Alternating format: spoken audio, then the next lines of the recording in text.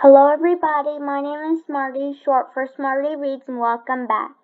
Today I'm going to read Chapter 11 of Mallory on Board. It's called A Wind Change. Before we begin, make sure you like this video, subscribe and turn on your post notifications so you know when I upload a new video.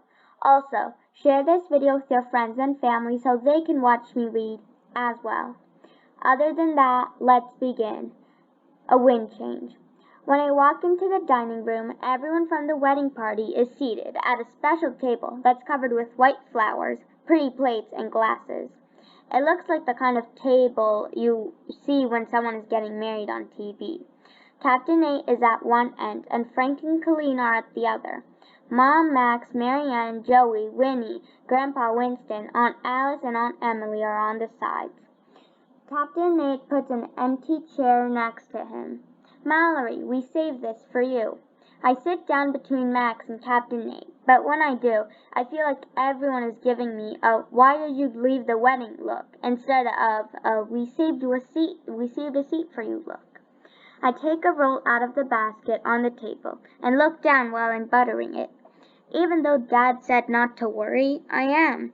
The last thing I want to do is look up and answer the question that I feel like everyone wants answered. Captain Nate taps his spoon against his glass. I'd like to ask a question. I take a big bite out of buttered roll. I don't know what question Captain Nate is going to ask. But if it's Mallory, why did you leave the wedding of your best friend's parents right as your best friends were becoming a family? I want to make sure my mouth is too full to answer. But Captain Nate's question surprises me. Who here thinks that we have the prettiest bride and the most handsome groom on the high seas? Everyone laughs and claps when he says that. Captain Nate walks around the table and stands next to Colleen and Frank, then raises his glass.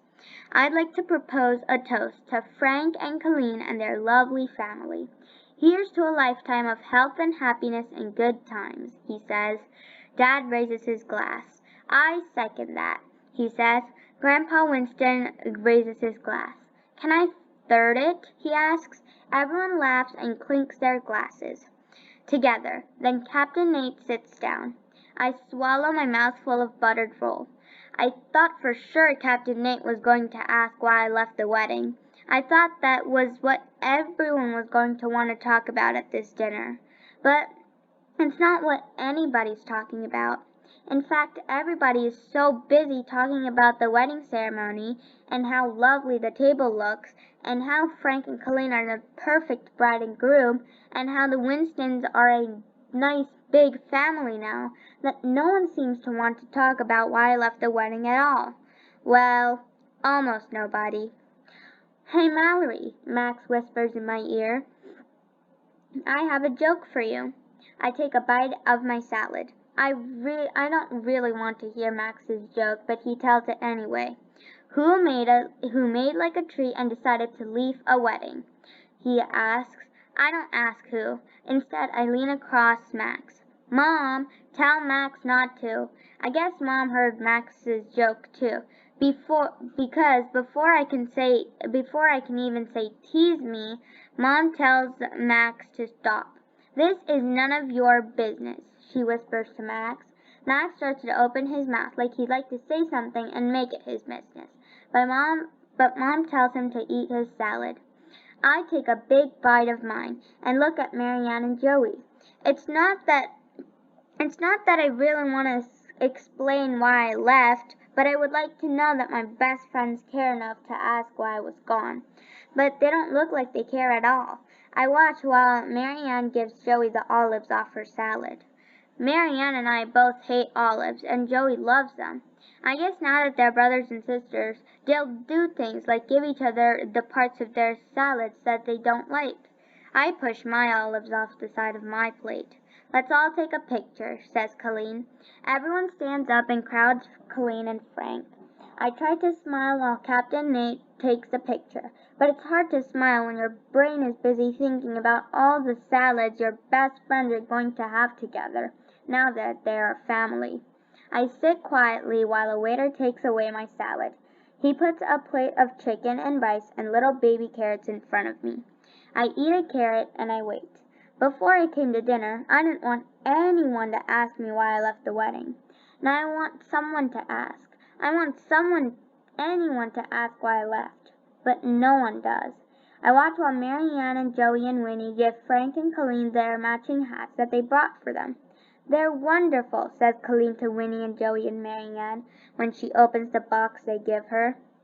She puts the hat on her head, and then puts Frank on his head.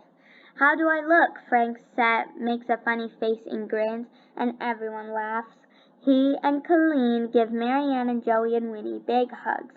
I listen while everyone oohs and ahs about the hats, and says what a happy occasion it is when two people get married.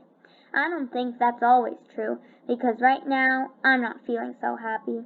I think about what Dad and I talked about on the deck. He said that to have a friend you have to be a friend. I tried, I really did, but Marianne and Joey didn't try back. I watch while Frank passes around the Winston Crew t-shirts they made the other day. All of the Winstons slip them on over their wedding clothes, and the photographer takes a picture of them. I look at my chicken and rice. Just thinking about all of this makes me feel not hungry. Captain Nate looks at my plate. "What's the matter, Mallory? You don't like the chicken?"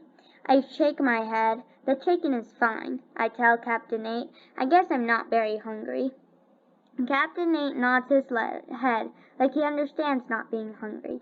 "If you're not going to eat your dinner, why don't I tell you a story instead?" "Okay," I tell Captain Nate. But the truth is, I'm not really in the mood for chicken or a story. But I listen anyway while Captain Nate starts talking. "Mallory, when I was just about your age, I got my first boat. My father gave it to me. It was a little sailboat, and I loved it right away." Captain Nate smiles to himself like adults do sometimes when they're remembering something pleasant from when they were kids. "During the week I would come home from school and take care of my boat. On the weekends my father taught me how to sail it. We would sail together until eventually I got good enough that he let me take it out on my own. One weekend, when I started out, the skies were blue and there was a nice breeze." Captain Nate stops smiling. The corners of his mouth turn around, like he's remembering something that wasn't so pleasant. Then the wind changed.